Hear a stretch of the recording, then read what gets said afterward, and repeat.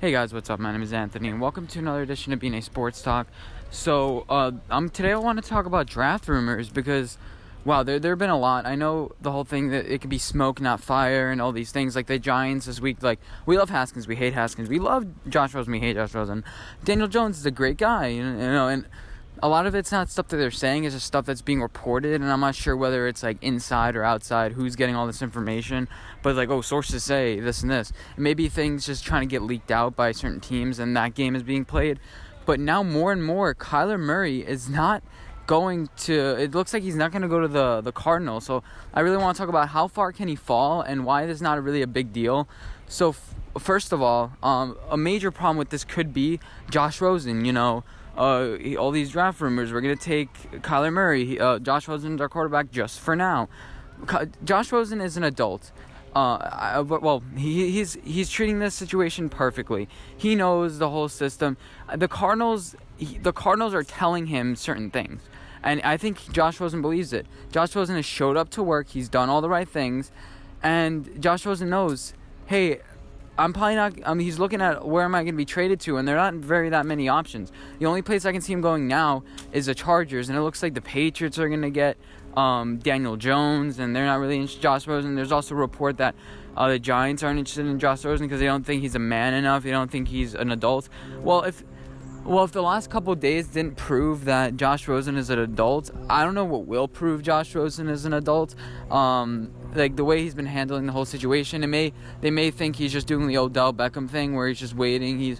And then when he gets on a team, then he'll do his own thing. The main problem is with Josh Rosen is he's already 2 years into the league. You could say, the next 3 years only be like $1 million a year or whatever the number is, or $2 million a year. But now a lot of teams are looking for bridge quarterbacks.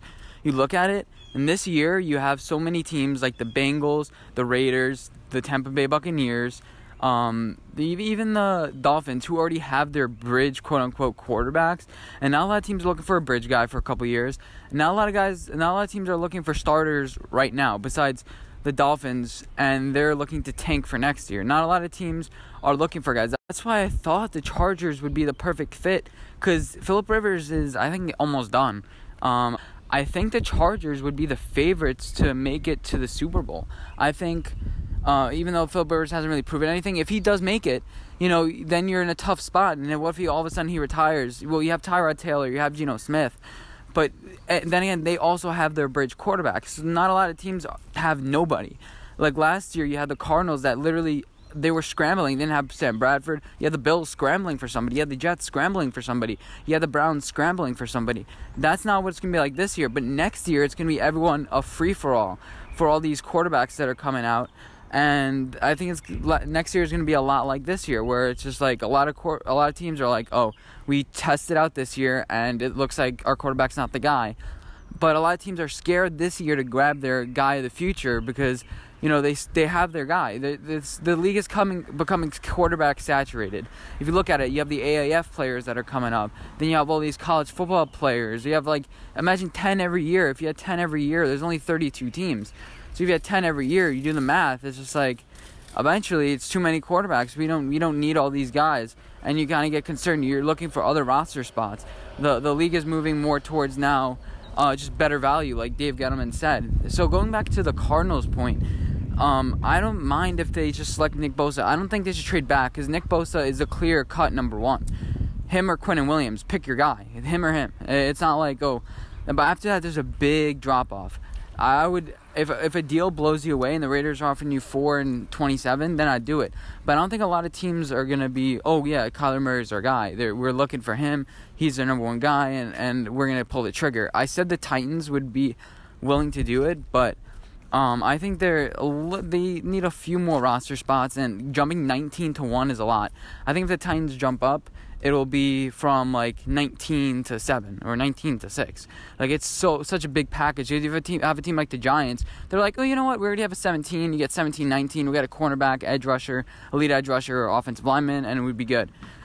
I'm starting to buy more. I'm not sure if it's smoke. I could be completely wrong. But so many teams are like, oh, Kyler Murray's just going number one. That was the same thing with Sam Darnold last year. People were comparing the Kyler Murray thing to the Baker Mayfield thing. No, Kyler Murray is the Sam Darnold thing. Everyone's like, oh, they're going to take Sam Darnold. then it was like, oh yeah, no, he's going to take Josh Allen. And everyone's Josh Allen, Josh Allen, Josh Allen. And then all of a sudden Baker Mayfield, 2 days before the draft, is just like, oh yeah, they're going to take him.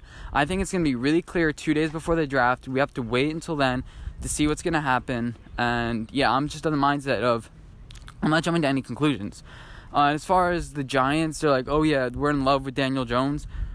If I had him taken in my anti-mock draft, and I clearly said in my anti-mock draft last year, if any of your teams pick any of these players that I picked, you know your team is stupid. And I had Daniel Jones at 6, and I'm not willing to believe that we're going to pick Daniel Jones at 6. I'm not of the belief of that. They're going to be, I said, if you love a quarterback, pick him 6. Don't wait till 17. But Dave Gettleman said, we have Lauletta. I say you wait for Lauletta for this year. Because last year, remember, we had so many good draft picks.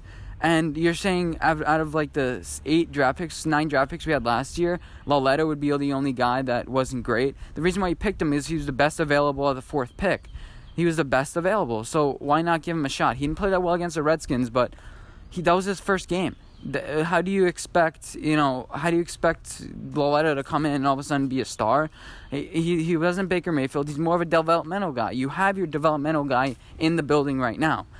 I say you wait, see how Lauletta is. You re-sign Alex Tenney. You're good at quarterback. People are like, oh yeah, we don't want to handicap ourselves. If all of a sudden like, oh, we need this guy, you just end up just handicapping yourself. And yeah, so this whole opinion about like the Giants or what position would you rather be, the Giants or the Jets? The Giants. Let's go with them. Next year they'll have $80 million in cap space more, because we'll cut Janoris Jenkins. We'll have, if we do this draft right, we'll have 2 defensive stars, an unbelievable offensive line compared to like a top 5 offensive line in the league. We'll also have good cornerback. And then we'll have Eli Manning off the books pretty much, and we'll sign him to a 2-year deal worth like $15 million, so we can guide the next quarterback, have him in the locker room, and then there's that. That's a perfect situation. Or would you rather the Jets? So it's just like, oh yeah, Sam Darnold didn't have a running back. He had a defensive coordinator last year as head coach. Well, this year he's in a little better position because they had an offensive coach. Your defense is filled with kind of young talent, but everyone's kind of underperforming. Leonard Williams, you have a good cornerback. I always forget his name. But, then you had to bring in so many key defensive players. And I'm just looking at it, and I'm like, well, the Giants are in a better position. They have a running back who's young. Le'Veon Bell is 28, and they're going to have him for 3 years. Then you're going to be looking for another running back in 3 years. So you're saying in the next 3 years you're going to win a Super Bowl? Because that's what you're saying. You're saying, okay, with Le'Veon Bell, with the team currently constructed, we still need offensive line, we still need defensive line, we still need an edge rush, and we have 6 picks this draft. Or would you rather the Giants, who have 12 draft picks, who could fill all these gaps? Maybe you get a third down guy for Saquon Barkley, so he's not running all the time. Maybe you get the wide receivers in a need first. Maybe you get a big guy in the end. Like the Giants, they're in a pretty good position. I say defense, offense for your first 3 picks. You build in the trenches, and then you're good. We have our quarterback now. I'm not buying all those rumors. As far as the Jets, they're eager to trade back. They want to, because they're thinking now, okay, the Cardinals take Nick Bosa, Josh Allen. Do we need another interior guy? They think that they're good at interior, so they're like holding up the phone. So I think the Jets are banking right now that Kyler Murray falls, and Kyler Murray falls to them at 3, and then they pick Kyler Murray. Now, then a team wants to trade up with them. You have the team like the Bengals. There's just like Zach Taylor falls in love. I know Zach Taylor, there are rumors that he's in love with Ryan Finley and a couple quarterbacks later. I think they should go there. So the Jets are just hoping and praying that they do that, and that's a long shot.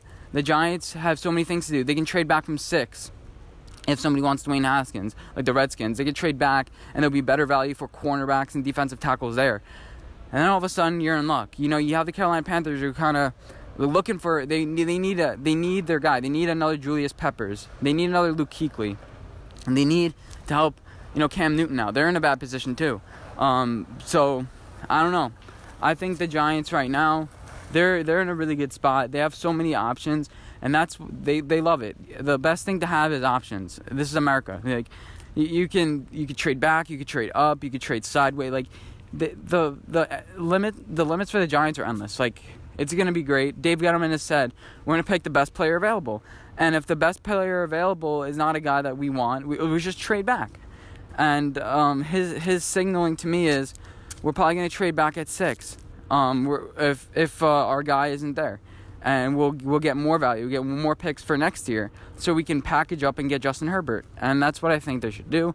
Anyway, hope you guys enjoyed this video. I'm going to have my final mock draft in the next couple of days. BnA Sports Weekly is probably coming out tomorrow or tonight. I'm not sure when I'm going to do it. Anyway, thank you guys for watching, and I'll see you in my next video. Bye, guys.